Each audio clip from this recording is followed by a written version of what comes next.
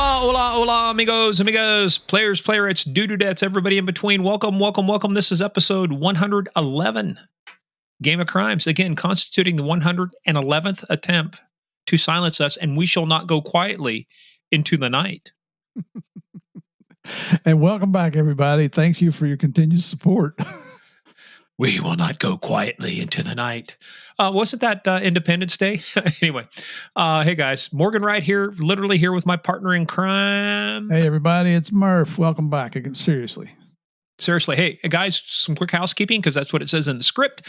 Head on over to Apple, Spotify, hit those 5 stars. Really means a lot to us. If you've been on Stitcher, as you find Stitcher is no mas, make sure you transition away from Stitcher back onto a platform where you can hear us and hit that download button. Make sure you're downloading us on a regular basis. Why? Because that's something you just need to do. It's in the contract. All right. Also head on over to our website, gameofcrimespodcast.com. Hey, we just did a bonus episode with Kathy Reichs, the inspiration for the hit TV series on Fox called Bones.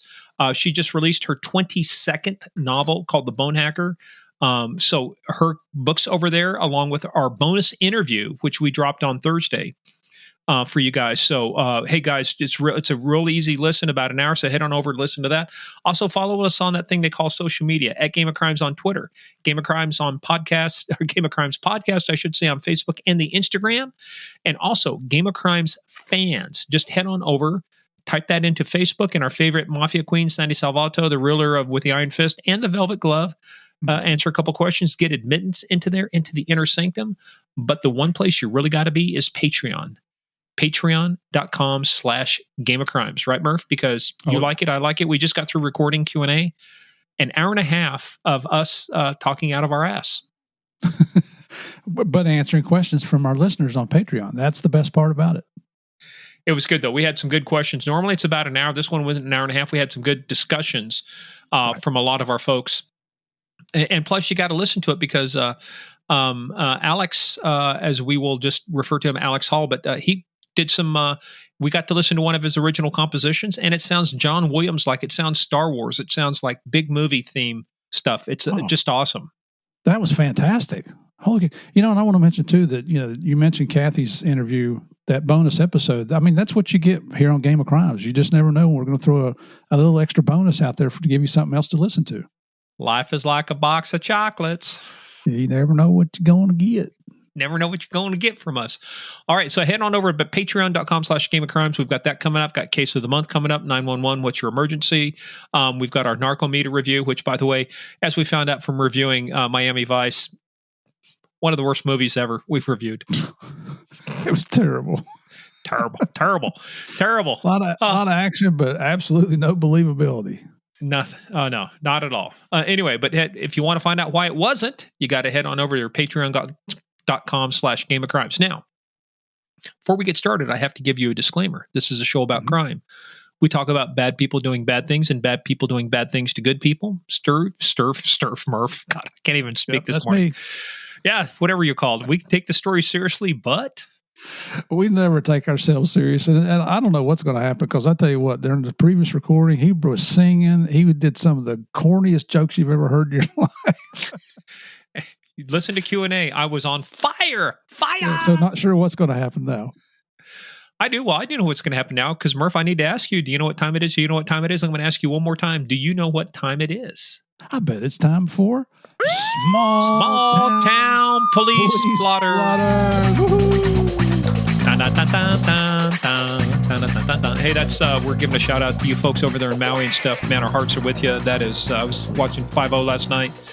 You guys all be safe there. In the meantime, let's see if we can help out with just a little hilarity. So, Murph, this comes to us from Kenwood, Ohio. Population 7,538. Salute. Murph, if you're going to steal some shit, probably the getaway plan is very key, right? How you get away? Absolutely. Especially if you're going to steal diamonds. Oh, yeah. Yeah, Larry Bridgman, 57, Marcy Young, 61, tried to steal jewelry from the Diamonds Rock in Kenwood, Ohio. The surveillance video shows a man who investigators say is Bridgman smashed through the front door and used a crowbar and screwdriver to unlock a second door. He then looks for the right showcase to break into. He grabbed what he could, and you can see he's trying to pull some rings, pendants, things out, and the police are coming. He is telling her, hey, we got to get out of the building, So they tried to make their getaway by going down a stairwell, but they realized it didn't lead where they needed to. So what did they do? They retraced their footsteps. And what did they go into instead? Oh, they met the police. No, they went into an elevator. And the elevator got stuck at the garage level. That's what I love about That's this. That's when they met the police. They met the police after the fire department had to come and rescue their asses out of the stuck elevator. By the way, they tried to hide the stuff in the ceiling. Oh, guys, doesn't work. Unbelievable. Okay, so what have we learned here today, folks? If there's a fire, use the stairwells, not the elevators. And if you're stealing diamonds from a jewelry store, don't use the elevators then either. Don't use the elevator. Follow your fire safety protocols and exit the building quickly. All right. Jeez. Got another question for you, Murph. This is not a small town, but it's a stupid criminal nonetheless. Steve, let's assume that you're eating pizza and you're working DEA, right? And you're hungry, right? Oh, yeah. So what are the chances are you've got your pistol in one hand and a piece of pizza in the other? Very slim. Not if you're Armando Colon. There's a good name for him, or it's probably Colon, but it looks like Colon to me. What a shitty name. Armando Colon. Oh. All right. And so him and Dion Reese, they ordered 2 pizzas to be delivered. And according to the assistant state attorney, when the delivery man arrived with the food, Reese threatened him with a gun. Both Colon. I'm going to rename him Colon. Both Small Colon and Reese went through the man's pockets, took $40 to $50, and then they fled the scene. Now, they stole the pizza, right? So Colon was eating the stolen pizza, and he shot himself while he was handling the gun used during the robbery. What self-respecting robber? First of all, your hands are greasy. You're trying to hold on to a weapon, and then boom, it slips and it goes off. I'm telling you. Oh, nasty. So nasty. He was taken to the hospital. Now, fortunately for him, he didn't shoot the boys. He only shot a finger. And so they were also, but guess what, Steve? This wasn't the first. These guys have a food fetish. They were also behind a robbery of a Chinese food delivery man. They were charged for 2 robberies and appeared in court. Now, I will tell you, as Carr described, the state attorneys described Colon's misfortune before a judge, apparently several onlookers in the court started laughing. Good for them. I mean, all right, so think about this for a second. How much are you going to get off of a Uber, Uber delivery, food delivery service? $100? Is that worth it? Idiots. Well, and then you shoot yourself in the finger. Damn, look at that pepperoni. God damn, what happened there?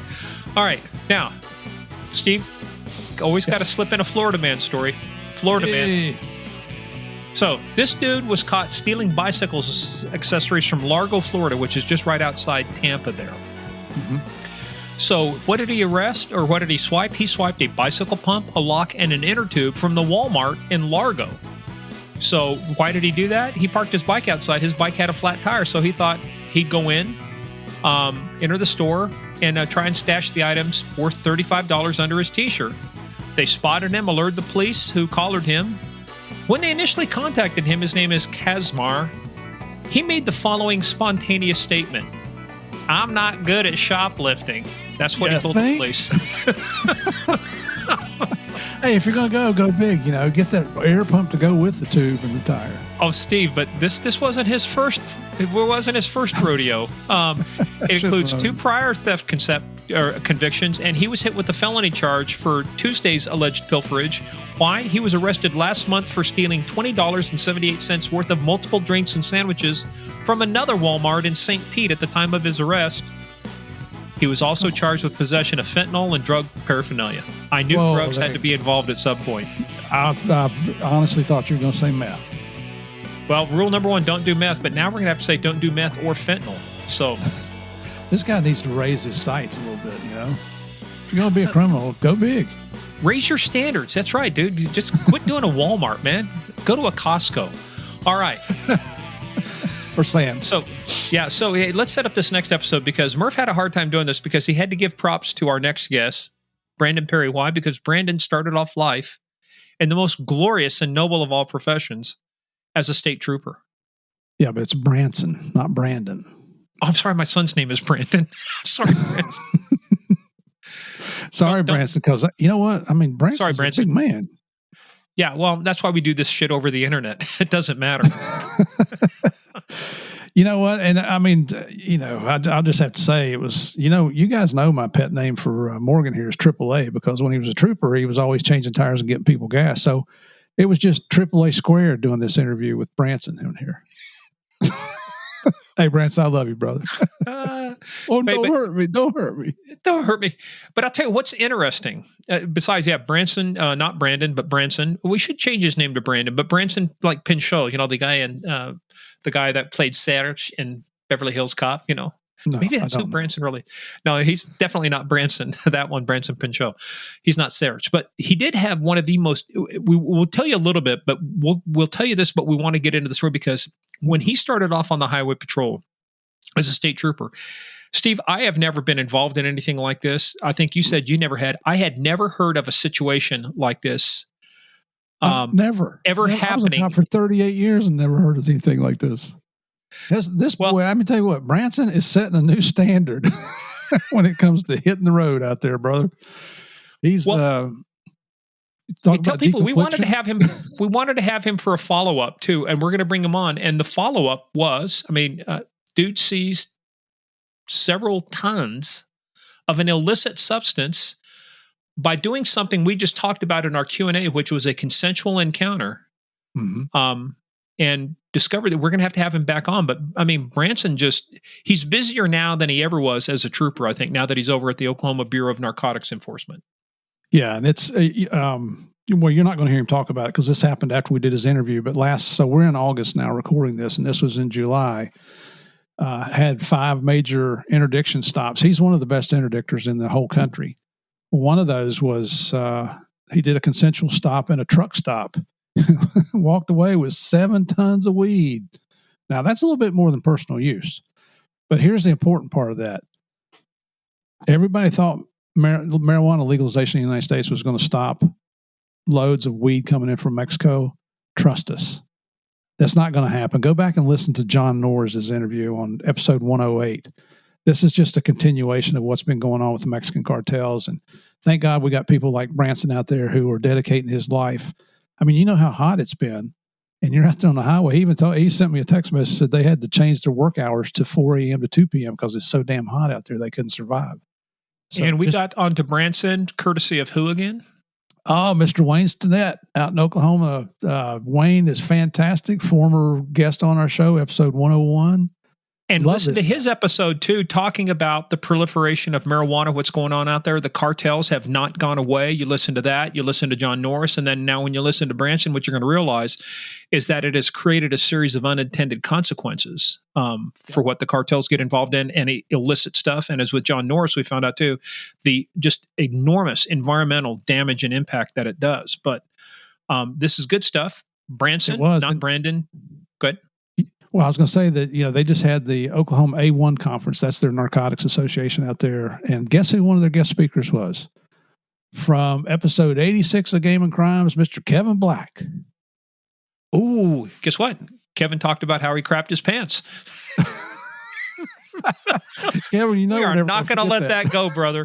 All right. Well, there's only going to one way you find out if Branson craps his pants, or actually what he does. That's different. And the first encounter he had might have been, if he was going to crap his pants, it would have been this encounter. But we will never find out about this encounter until I have an encounter with Murph and I ask him, Murph, are you ready to play the biggest, baddest, most AAA friendly, dangerous game of all, the Game of Crimes? Everybody, get in, sit down, shut up, and hold on. And I just got to say this. The statement made was, somebody's going to jail, boys. Better get your guns out. That's what we're getting ready to hear about. Come on, Branson, tell us what happened.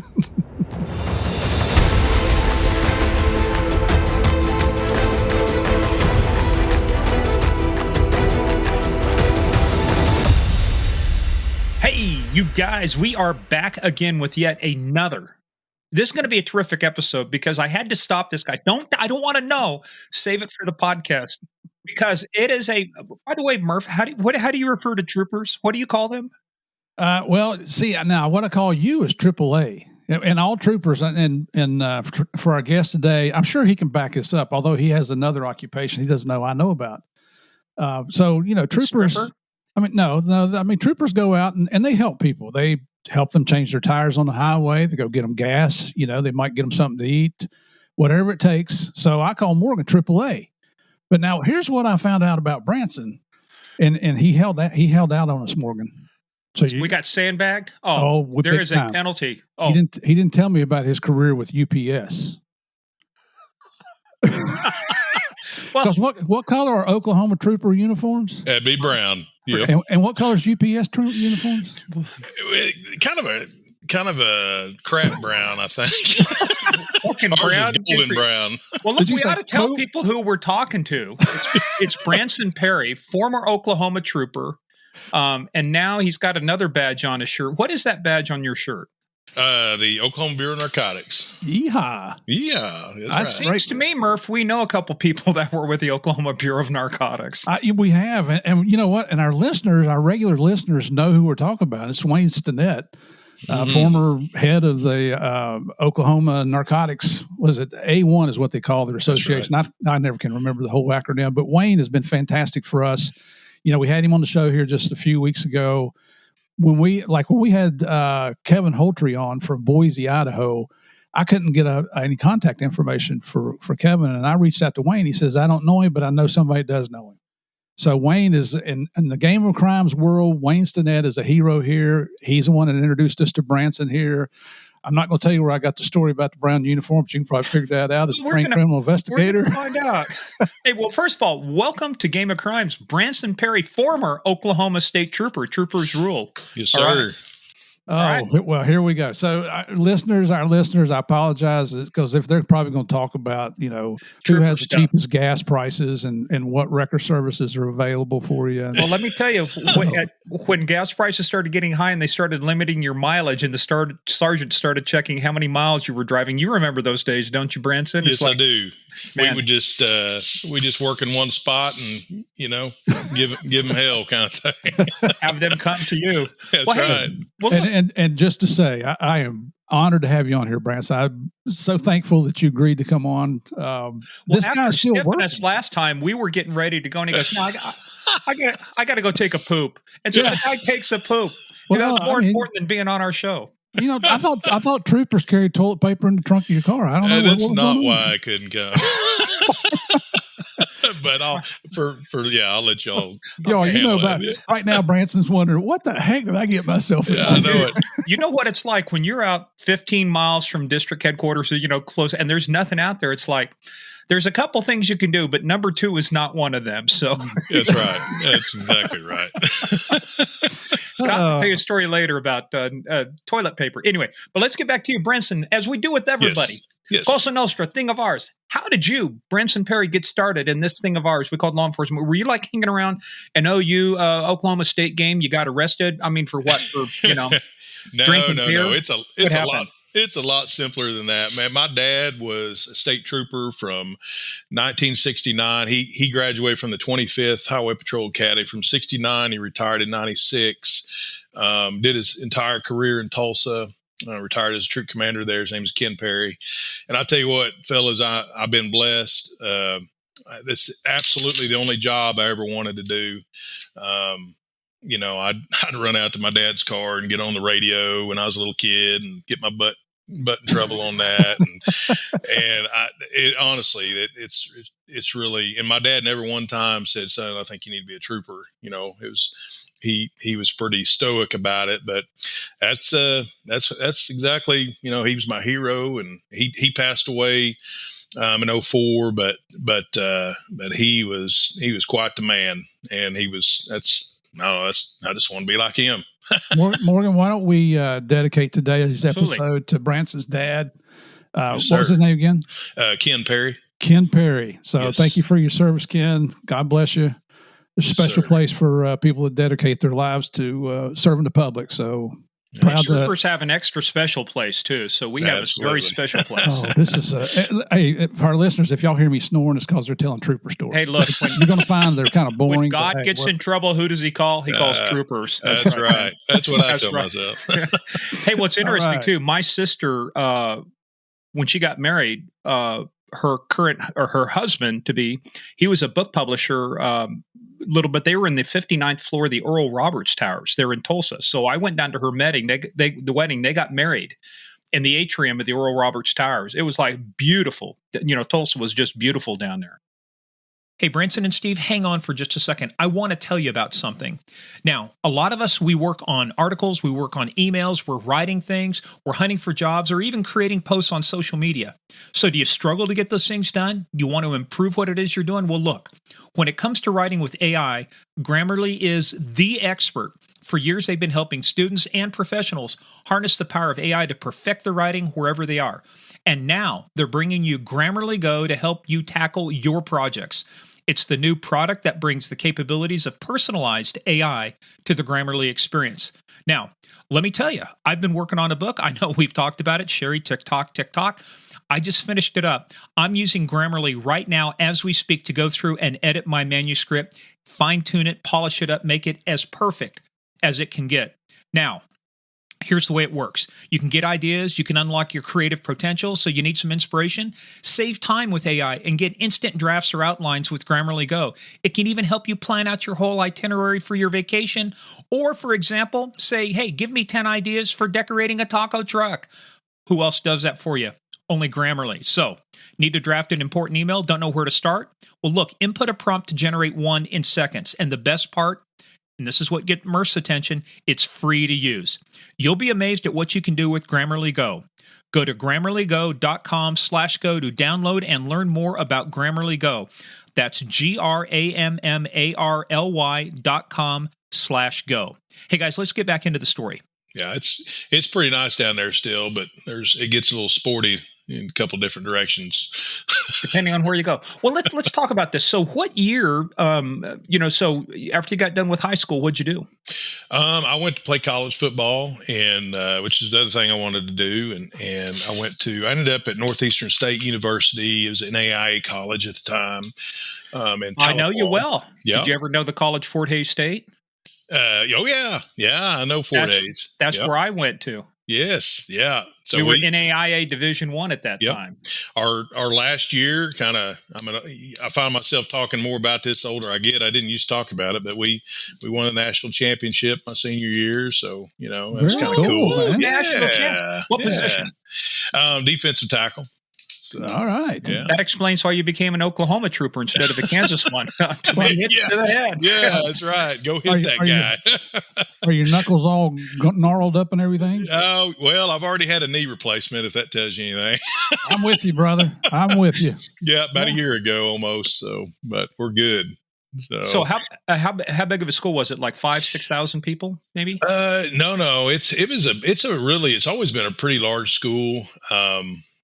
Campus wise, yeah, you're probably right on campus. But I'll tell you what, we had a big winning tradition there for many years, and as soon as we left, they kind of went to pot, and they're trying. Of course, they always do. When I left, things went to shit too, man. They're trying to rebuild it. We still support them, go to their games, and my daughter ended up being on the dance team there, and heck, she ended up winning a national championship with her dance team there. So she very cool, did well. So, but big sport of that college. Got my degree there, and the only reason I went to college and got my degree is I couldn't be a trooper until I was 23. So, I guess I'll go to college. I want to ask you about that. So, first of all, what'd you major in? What'd you get your degree Criminal in? Justice. Yep. Okay. Yep. Why 23? Yeah, I don't know. I kind of questioned that myself many times, but I tell you what, and it's bounced back and forth. I think they've stuck with 21 now, but kind of that old school mentality. Cultures have changed many times since then. But as far as young men and women that apply, but I don't know. That's just it's kind of a tradition. Oh, yeah, no, it's a tradition thing, too. There was one time when I got on the patrol, 1984 is when I got on. I started 82 on a police department, 84 on the patrol. Only the third female in the history of the highway patrol. We were coming up on 50 years at that time. But there used to be a thing. They wanted you to be at least 6 foot tall. Right. Be a guy. Yep. And couldn't have mustaches. 1984 was the first year the highway patrol was allowed to have mustaches. Yep. The same kind of deal here. Used to have, you couldn't be a certain height, and, you basically had to, be a stud, I guess. I don't know. And then they let me in. Well, but you were such, yeah, but but go ahead, Murph. I was going to say, just yesterday, we on our Patreon channel here for Game of Crimes, we did our monthly question and answer Q&A. And one of the questions on there was from a police officer in another part of the country here that asked if we thought the minimum age for coming on as a police officer should be raised because there had been a female officer in training that was killed in a car accident, I think on a car pursuit or something. Burglary suspect got hit by her own department. Yeah, like I got hired as a sworn officer 1 month after I turned 19 years old. Right. So I'll tell you, I've got an opinion about the whole 21-year-old thing, and I use some of it. I use my own son as an example of. He's in the Air Force right now, and I've watched him mature since he was 18. He's almost done with his 4-year commitment. He's going to go in the Air National Guard, but I think just life maturity in itself probably has something to do with it, and that's not a bad thing, Well, and hats off to your son for being in the Air Force. We appreciate your service. Absolutely. You bet. Too bad it wasn't the Army, but anyway, I digress. Hey, but you bring up a point though too. But there was a reason why years ago they wanted guys, good sized guys, because we'll talk about where you were at. But when I first got put out, once I got done with training, I might be the only guy out for 5 or 6 counties. Mm-hmm. You had to handle stuff by yourself. We didn't have full service sheriff's office. Kind of the old saying we were talking about before you came on. We're talking about Rangers. One riot, one Ranger. Well, that's the way it was, man. You had to handle stuff. And I remember a couple of times, like stolen cars or stuff going on. They actually had to call a deputy from home, had to get dressed or call them out of bed, for a backup, because first stolen car I ever got, my closest backup was, I think, 18 miles away. Finally, I said, screw this. Get out of the car, lay on the pavement, Yeah. The rules of engagement are always different when you're by yourself. Mm-hmm. They are. Well, let's talk about you. So when did you come on? What year did you enter service with the Oklahoma Highway Patrol? January 31st, 1995, I showed up in Oklahoma City at Robert Lester Training Center, and that's when it began. So give us an idea about the training. So first of all, how long was your application process? How long did it take you to get through? Probably about 4 months. It seems like I had to go to Oklahoma City a few times when I was playing ball. I put my application in probably late spring, and it probably took up about 4 to 6 months. And, once they did the home visit, the background and the polygraph and all that stuff. And then we started 31st of January. And prior to my academy, the Highway Patrol had not had an academy for 4 or 5 years. Kind of the way, we went through that same phase too. You'd go through you'd look at the class numbers and the years, and you realize, man, there's like a 3-4 year gap. Yes. So that's when that started, and I tell you what, and of course the patrol school, they do such a great job now training these young men and women now. When we went through, they just ran us and they just tortured you, and for no apparent reason. And I don't remember anything they taught me there. I mean, other than just get up, go run, go do this, get down. How long was it? It was 18 weeks. Did you go out during that time and do any field training, or was it 18 weeks straight? No, it was 18 weeks straight. I think after week 5 or 6, we actually got to leave the premises for about 48 hours. And we started out with, I think, 73 cadets, and we graduated 47. So, wow. Yeah. Man. Well, yeah. What washed everybody out? Man, different things for different people. I wish, and I don't remember this guy's name. He was really cool. About week 3, I remember being in formation with him, and I kind of looked to my left, and they were talking about letting us go home. And man, he had that look in his eye. He had kids.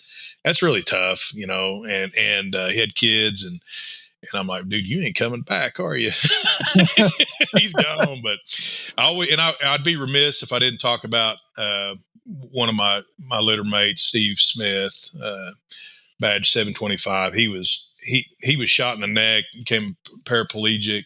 Man, one of the best guys. He was a big old guy. I went through patrol school at 23, and he was 33 when he went through. I mean, just as tough as nails.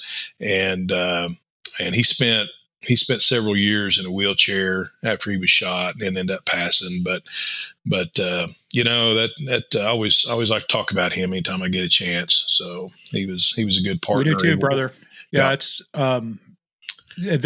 all of us got friends, you know, been through that. Names are on the wall. I had the chance to be out at the candle lighting ceremony when they read the names, because one of my friends, actually a good friend of mine, got on the patrol. He died during a chase with a burglary suspect. So I was there when they read his name out on the wall. Right. Yeah. Kent Newport. So we all know these guys. Yes, sir. Well, real quickly, you said littermate. Or that's just what they call it. You know, I don't know. That's kind of a dumb name, isn't it? But yeah, like, you know, guys you go to patrol school with, you know. Yeah.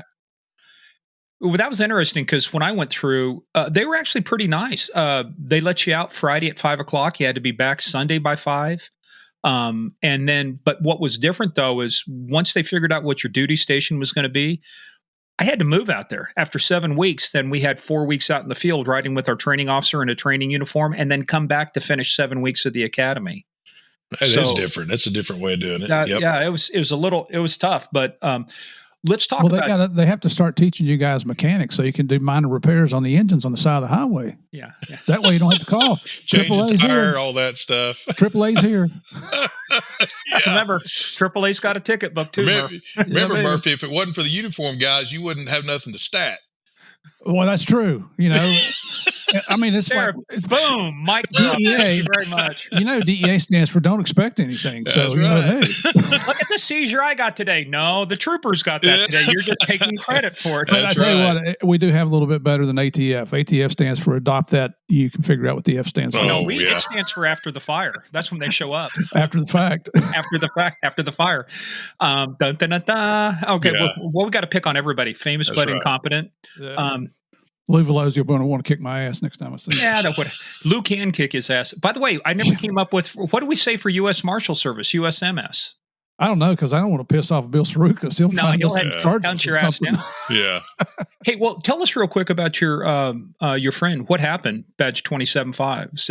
I mean, 725. You know, and I tell you what, and to know this guy, you'd appreciate why he did what he did. But you know, it was like 11 o'clock. He was sitting at the fire department getting ready to go home, and in a county, the Highway Patrol had recently gotten into this hostage negotiation thing.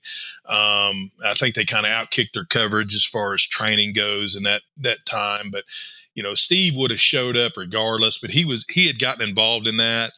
And there was a fella out there, another trooper had encountered a guy out at a cemetery, a county over, and he had a gun and he had backed away from him, and Steve had gotten in his car instead of going home. He went there and he ended up pretty close to the guy, talking to him. The sheriff of that county was there as well.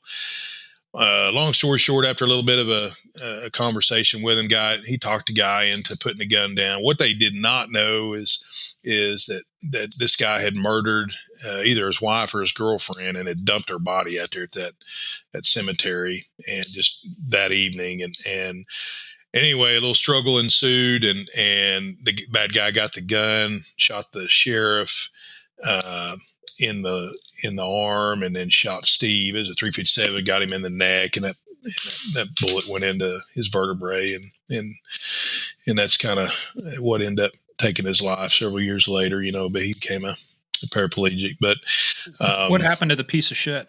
He died. They shot and killed him. So good. Yeah.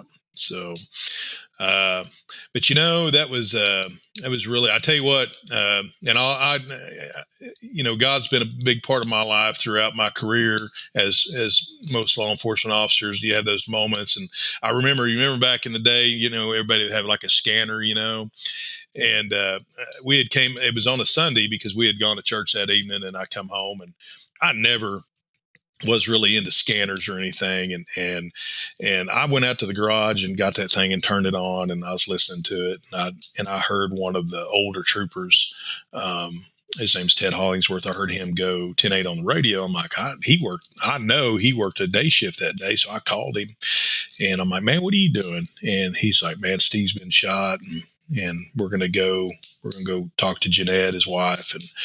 And so Steve lived a couple streets over from me. So I ended up going over there and talking to her with him. And that was just a terrible, terrible time. And never forget it, I never had that experience of I've delivered death messages for people killed in car wrecks and things like that when I was a uniform cop, but never had to go to somebody's house to talk to a family member.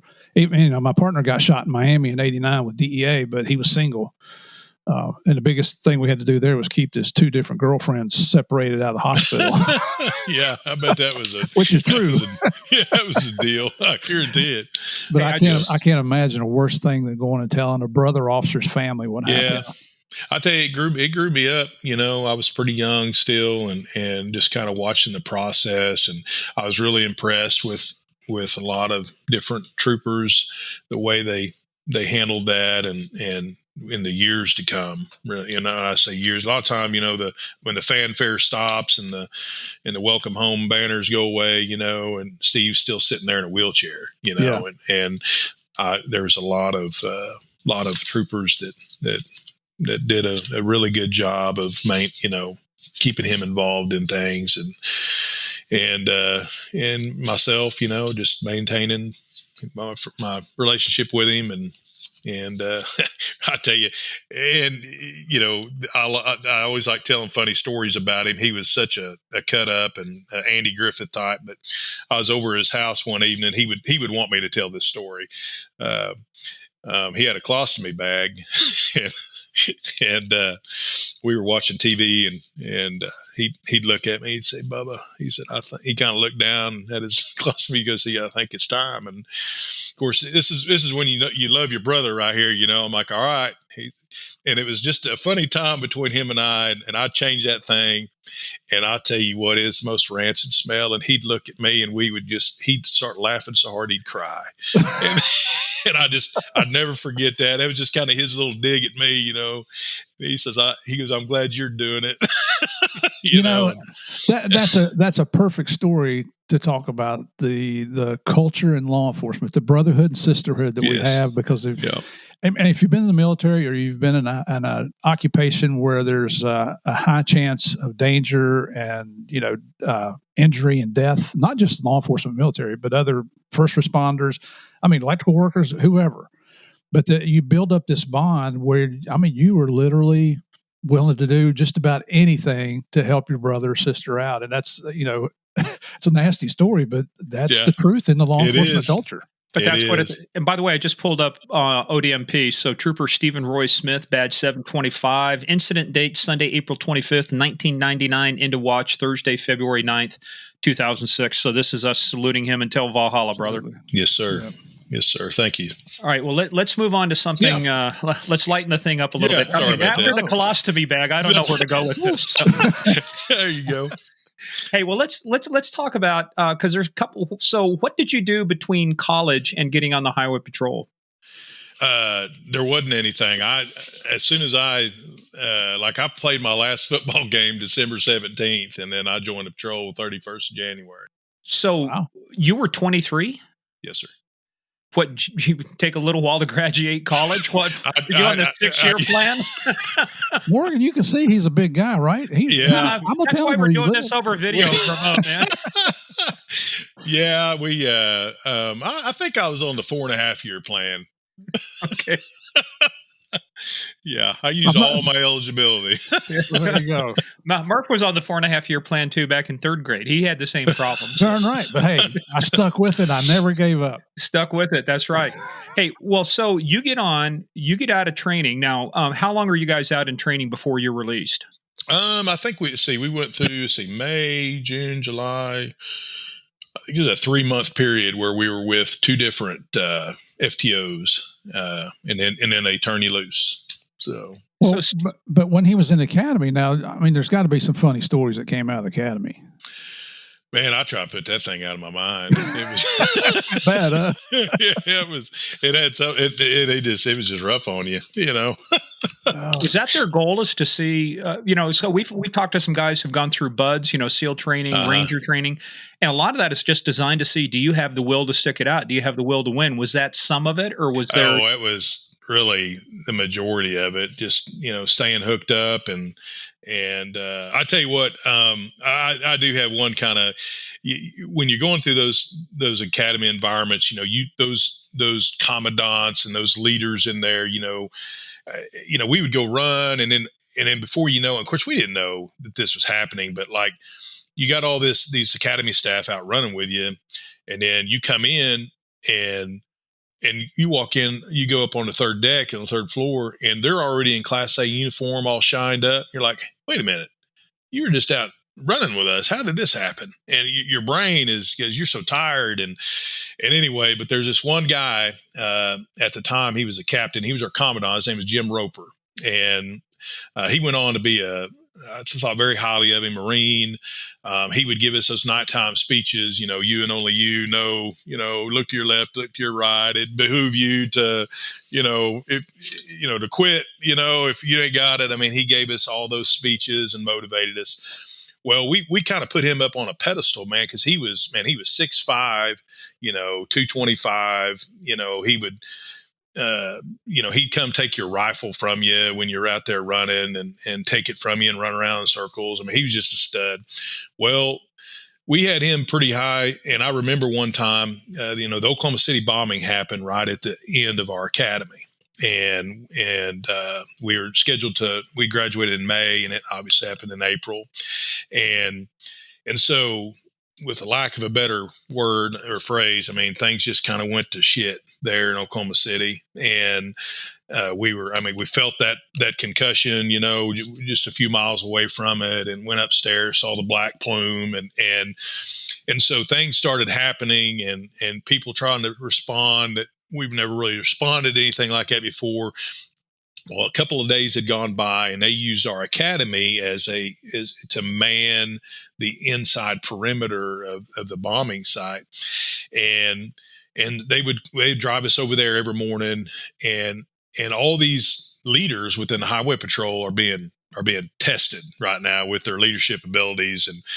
And I remember looking over, and again, kind of funny moments in the middle of tragedy, we all looked over, and I hear everybody whispering.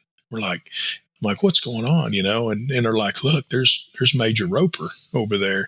And man, he is all disheveled, Class A uniforms, all jacked up. He's got like a 3-day beard going. He's just pulling them cigarettes off, just stress, like, look at that, and I don't know.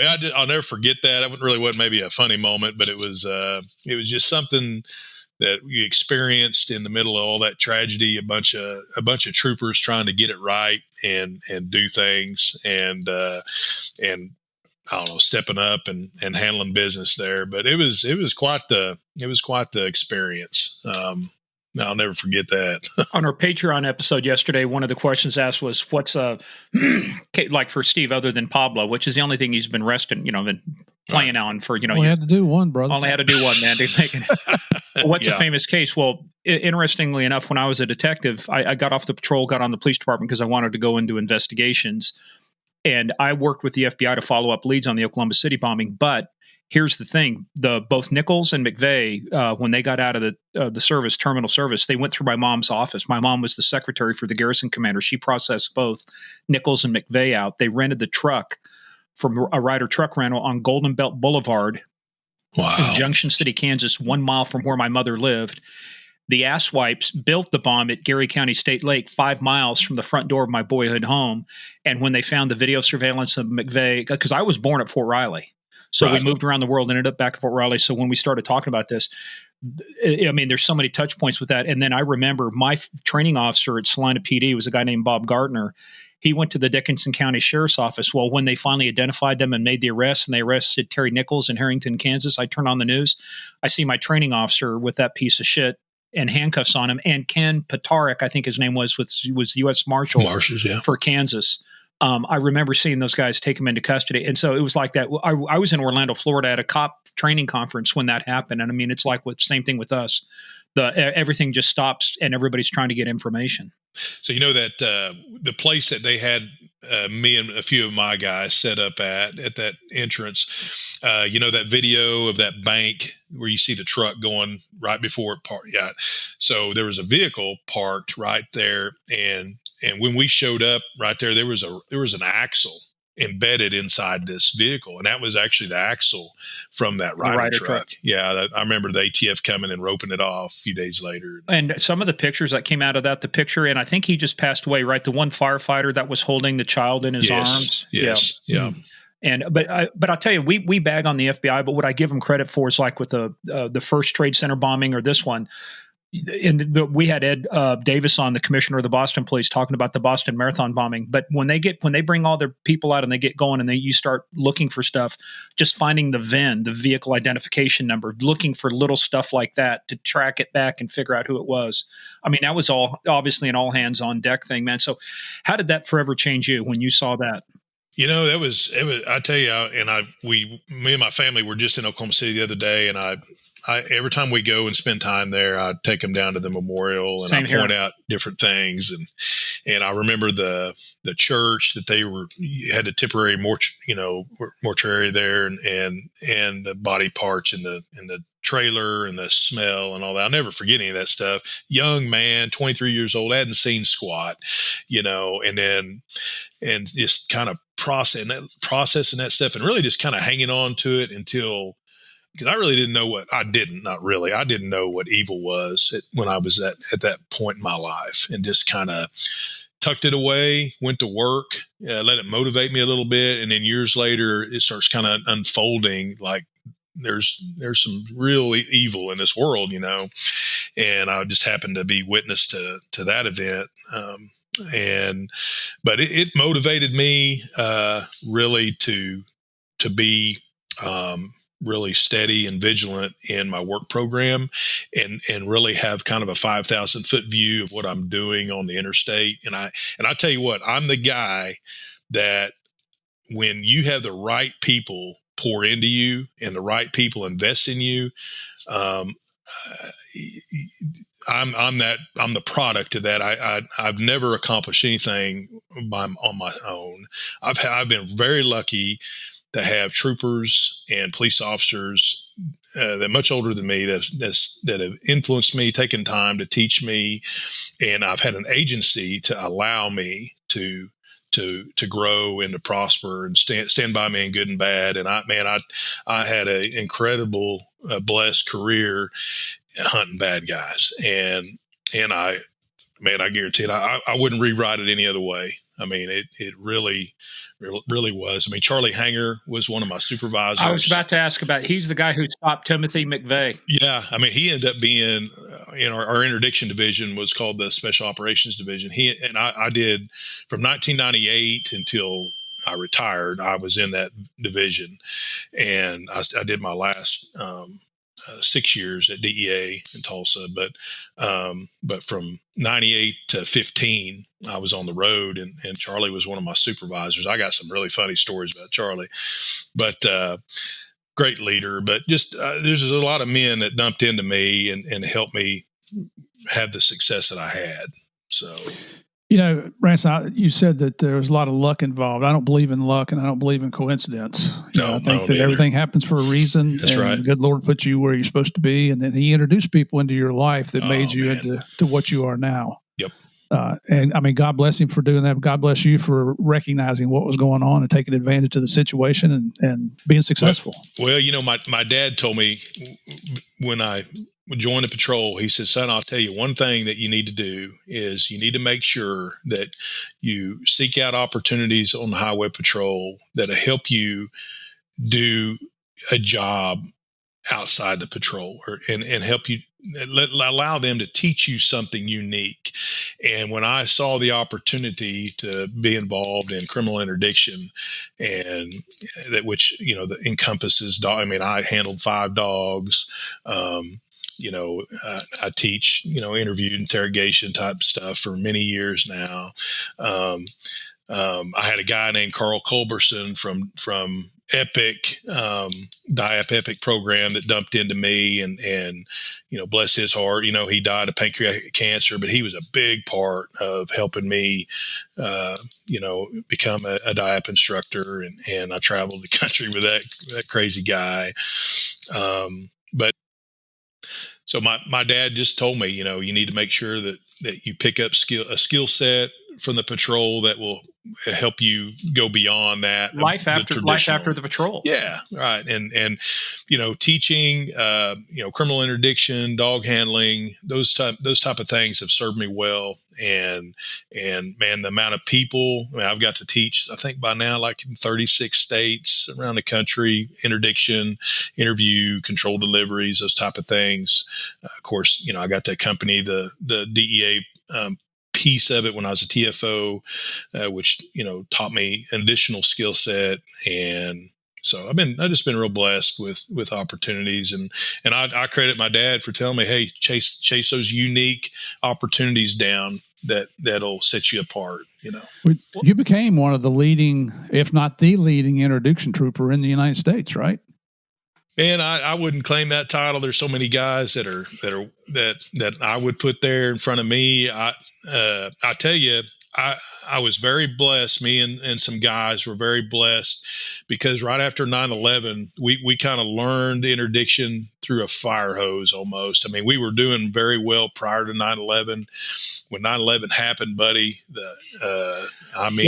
let's talk about that for a second, because Nawaf al-Hazmi, one of the 19 hijackers, was stopped and written a ticket by the Oklahoma Highway Patrol in April. Yep. He was put on a State Department watch list in August. And because I worked on a big project down at DOJ around all of this, and so I studied the 19 hijackers. And so when you look at that, my thing was, why would you put somebody on a watch list who's already in the country? Yes. Nawaf al-Hazmi was in the country, written a ticket, documented by the Oklahoma Highway Patrol, and yet the left hand didn't know what the right hand was doing. He was on a State Department watch list, but yet nobody in the country knew that. And you look at all of these missed opportunities we could have had to pull a thread, connect the dots. And that's the thing. These people don't parachute into federal jurisdiction. They are in state and local jurisdiction all over the place, Right. That's right. Mohammed Atta, the 6 of them down in Florida, what they got into trouble up here, anyway, but that's the whole thing is you don't realize that. But why was there a nexus? Why was it important? Because you never know where the next group of bad guys, especially with what's going on at the border right now, you never know where they're going to turn up at. No, you don't. But that 9/11 experience, I mean, I can brag on our department, or our division that year prior to, or the year after 9/11, about 15 guys, we seized more, currency than the state of Texas. And we like beating Texas every chance we get, and we seized, I think it was like $27 million or something in a year, just about 15 of us. Wow. So did you get a new car out of that? So no, we just got a pat on the back and said, keep going, boys, So you got the question, what have you done for me today? Yeah, that's right. Oh, you bet. So that was the funny part. I didn't have a seizure anywhere near what you guys got, but I got one of the first largest ones in Kansas. It was about $250,000 because nobody had ever seized cash before. And so I used to, but here's the difference between cops and crooks, right? Crooks are about stealing money. We're not about stealing money. We're about, I want the trophy shot. I want bragging rights. Give me a Polaroid. I used to tell people, so you found, 250. I turned in 250. Yeah. There's a difference. I tell you, this kind of leads up to leads up to a lot of things, but I always got my mentor. I call him my mentor, like very specific. His name's Mike Plunkett. He was one of the guys. Him and Jim McBride and a few other guys kind of mentor or kind of started our interdiction division in the early 90s. Jim Seiler as well, but. I remember Mike Plunkett came to our little town of Shodo one time and put on a little class, and he had these Polaroid pictures of all his seizures. And I remember seeing this Polaroid going, and he had, I think his badge number was 330. He had one of those little 85 model Mustangs. He had a bunch of marijuana stacked up on it. I'm like, I'm going to have that right there. That's going to be me one day. That was the depth of of me at that moment in time. I just want a picture with a bunch of dope, and sure enough, I end up getting it. So. But the Mustangs, we had some guys started getting the Mustangs. They had the 305 in there, high performance. Oh yeah. Those things sucked. The transmissions would go out. There was no room to put a prisoner in there by the time you put the radio and the radar. Yeah. So what are you doing out here? You're always calling somebody, Thankfully, one of the guys we had, he didn't arrest shit. So we never had to worry about it. He just wrote a couple tickets. But you couldn't, there was no place to put anybody in that car. No, they were a little bitty. Well, let's talk about something, though, because once you get through training, you talk about all of these things, not being prepared for stuff. Let's talk about what you weren't prepared for on the first night you were released. Because I got to tell you, in all my years, and I know Murph's years, we don't want to give away what it is yet, but I have never heard of this before. So let's set the stage. Let's talk about your first night. You're released. Okay. You are now going to burn a blue streak through the state of Oklahoma. Branson Perry is on the loose. Boy, what's going on? I tell you what, and nothing makes this story better than after it happens, and I'll tell you about it. But after it happens, I'm up all night working, and my dad calls me that morning, wakes me up. He says, "Well," I say, "You worked your first night." I'm like, "What?" And he's still the troop commander over at Tulsa. I said, "Do what?" He goes, "Well, I hear you had quite an eventful evening."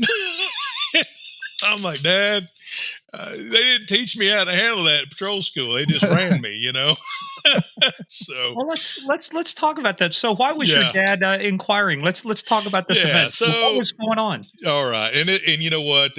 There is some good life lessons in this whole deal, but. Me and my partner of mine, Brian Jenkins, had a little DL check going there over in Rogers County, and we finished it. Sun went down, and I thought, well, I'm just gonna do a little traffic work here on the old Highway 33, and I clocked at that time. I think speed limit was 55 there. I clocked this little red Jeep Cherokee running like 88 miles an hour on my old radar there, and turned around and gave chase and caught up to it. And we're now northbound, and I turned my lights on, and lo and behold, this is the first night to work by myself, and we are in pursuit. Hey, all right. Yeah, buddy. So we're blowing stop signs, and we're getting it, man. And I mean, I am fired up, and my old partner I just did a DL check with, he's trying to get to me. And what kind of car did you have? I had a 91 Chevy Caprice. So, oh yeah, baby. Oh, buddy. I'm telling you. So we were getting after it. And the only thing that I remember to do correct there, and I didn't do anything wrong, but I didn't know what I was doing really. And is when the vehicle came to a stop, I'm like, I'm going to go out here in the shadows and kind of get up on a kind of pie this thing, So I get my gun out and I go over to the shadows, and I remember giving some orders. And I remember this female coming out, and she was had a big QT cup, like juggling around this cup. I'm like, boy, she must be drunk. Quick Trip cup. Yeah. Quick Trip cup. Yeah. The big Slurpee, the 54 Yeah, big Slurpee, and she just had regular clothes on, wasn't nothing special. And I'm like, get on the ground, doing the old new cop thing. And I'm a good 30 feet away from her. And she's yelling something at me, and I got a little closer. Of course, I'm pointing my gun. She's like, I'm a deputy. I'm like, say again. And she said, I'm a deputy. And I'm like, show me badge. Yeah. I'm like, guess who? I'm a double knot spy. Yeah. Okay. And so I get a little closer, and I can tell at this time I'm not like afraid of nothing anymore. And I hear the squelch of a radio coming from inside her car. Now, is she the only one? Yes. She's the only one in there? Yeah, only one in there. And I hear a squelch. I'm like, this must be one of these reserves I hear about, because now, mind you, I'm from Tulsa. I'm a city guy, and this is out in rural Oklahoma. This is out in Rogers County. And so I'm thinking, well, maybe she's a reserve. And I'm like, so what are you? She goes, I'm a Rogers County deputy. I'm going to a call. I'm like, well, I don't see any lights. I said, you have a commission card? And she goes, well, I can't find a commission card. And And so she hands me this badge. And of course, I'm like, okay. So, I put my gun up and I never laid a hand on her. And she is madder than fire. She goes, you need to let me go. I'm like, no, you ain't going nowhere. And she couldn't find her commission card. She goes, well, I'm going to call the sheriff. I'm like, okay. And she went to chewing on me. I'm like, you ain't going nowhere. But I didn't know what to do from there. And I'm like, I don't think I need to put her in handcuffs, because that's like the dog who runs after the truck and catches it and goes, now what do I do? Yeah, I'm like, I don't know what to do here. So I'm like, I know what I'll do. I'll call my supervisor. There you go. So I'm like, I tell you what, you call the sheriff. I'm gonna call my boss, and we'll talk here in a minute. So now, several years later, version of me, she'd have made that call from the jail. Okay, yeah. so. Anyway, you live and learn. So I go back to my car. I get on the radio and kind of tell everybody I've got a deputy that's blah, blah, blah. And by this time, old partner Before shows you get up. Into that, how long had you been chasing this deputy before she finally pulled over and stopped? How long are we talking about? She ran about 3 or 4 miles. So there's no at that point. No. Yeah, you're lit up. You got sirens going. Yeah, she even goes over a 4-lane divided highway, and like blows it. And wow. So yeah, it was really crazy. And she's telling me she's going to some call. Hey players, that is the end of part 1. Part 2 comes out, as always, on Tuesday. In the meantime, go check us out at Game of Crimes on Twitter, at Game of Crimes Podcast on Facebook and the Instagram. Also, go check out our website, gameofcrimespodcast.com. We've got a lot more information there, including our book list. Any book written by our guests will be listed there. In the meantime, go check us out also, patreon.com/Game of Crimes. It's where we put a lot more content you won't hear on our regular podcast. We go into a lot more topics, and folks, it is a lot of fun. So go check us out, patreon.com/Game of Crimes. In the meantime, everybody stay safe. We'll see you tomorrow for part 2.